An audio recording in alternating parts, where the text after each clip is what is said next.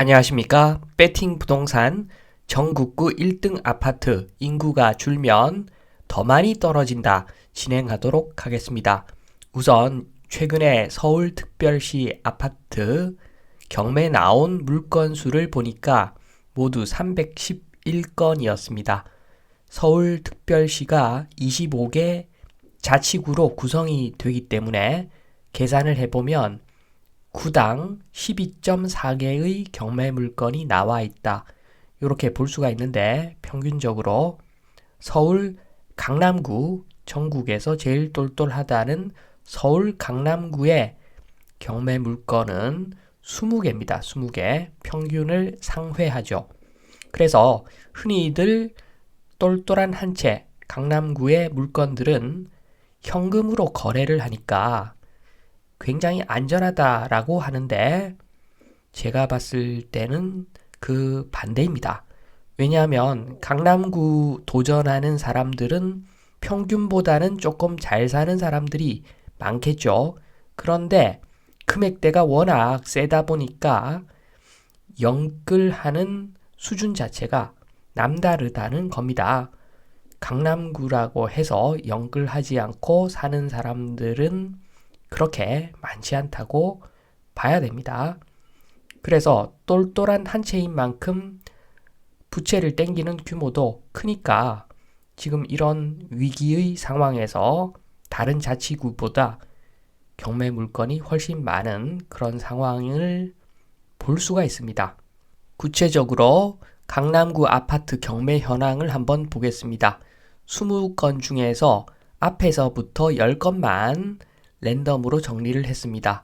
지분 경매 하나 빼고 그렇게 10건만 정리를 했는데 첫 번째 도곡 렉스를 보시면 전용 60제곱미터짜리 감정가 19억이었는데 1회 유찰돼 가지고 지금 최저가는 15억 2천 요렇게 경매가 나와 있는 상태이고 요거를 잘 보시면 2020년 12월 전세 대란 그때 전세를 받아가지고 임차 보증금이 10억 5천을 받았던 그런 상황에서 지금 전세 가격이 내려가니까 버티지 못하고 경매로 나온 물건 같은데 채권액도 보시면 채권액 합계입니다. 요거는 채권액, 순수 채권액이 아니라 합계라서 중복도 있으니까 그게 32억 6천.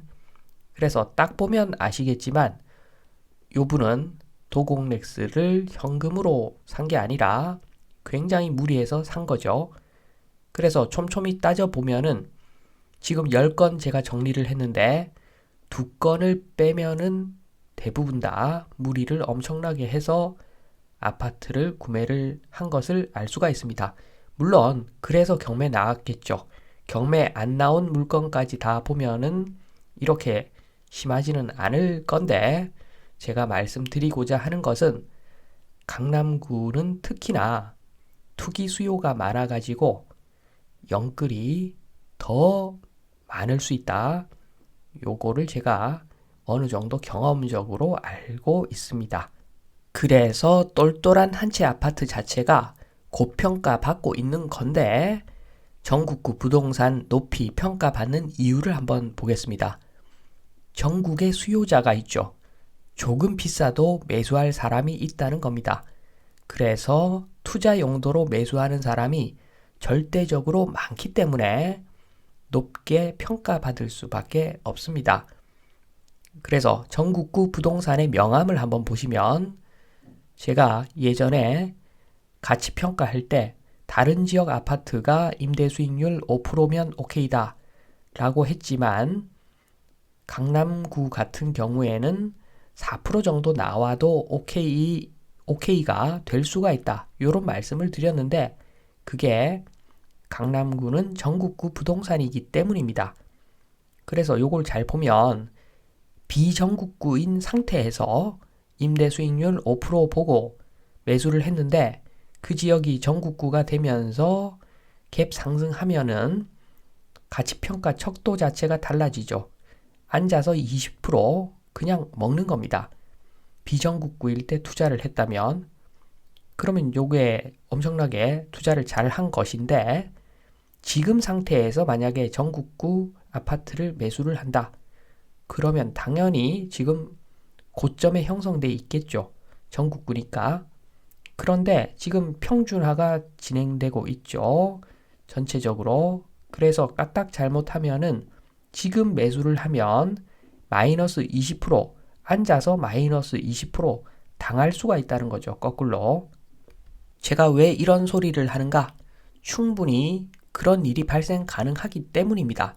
왜냐하면은 한국 아파트 시장의 미래를 한번 보시면 결국에는 전세 제도 때문에 지금 뻥튀기가 심한데 전국적으로 똘똘한 한 채든 똘똘하지 않은 한 채든 인구 절벽이 오면은 전세 제도의 근간이 무너지면서 기본적으로 큰 하락, 수직의 하락이 한번 있을 거라는 겁니다. 그러니까 이런 상황에서 전국구라도 나중에 인기가 없어지면은 두 배로 충격을 받는다는 거죠. 그러면 전세제도 왜 소멸하나? 제가 좀 더 확실하게 말씀을 드리면 지금은 5,171만 명이 콸콸콸콸 오줌을 싸고 있습니다. 그래서 집값을 떠받들고 있는데 나중에는 더 적은 사람들이 숫자가 일단 줄어들죠. 그런데 그보다도 더 중요한 것은 콸콸콸 하다가 찔찔찔 한다는 겁니다. 노인들이 많은데 어떻게 콸콸콸 주택을 떠받들어 줄 수가 있겠습니까? 결국에는 수압이 약해서 오히려 역류 가능성이 있다. 그러니까 점점 일본 따라갈 겁니다. 결국에는 일본보다 더 심하겠죠. 1등 아파트 투자 대비 해외 자산 투자가 확실한 승리가 될 수 있다. 해외 자산 투자하는 것이 훨씬 효과적일 겁니다. 인구가 줄어드는 나라에 자산은 투자를 하는 것이 아니죠. 그런 상황을 알게 된다면 사람들이 점점 알게 될 것이고 그러면은 전세 제도도 위태위태 아파트 예전만 같이 그렇게 인기 있는 상품이 안 되면 지금 전국구 부동산 엄청 고평가를 받고 있는데 그 투자 수요, 투기 수요가 일시에 빠져버리면 더 크게 타격을 받을 수 있다. 이 말씀을 드리면서 이만 마치도록 하겠습니다. 감사합니다.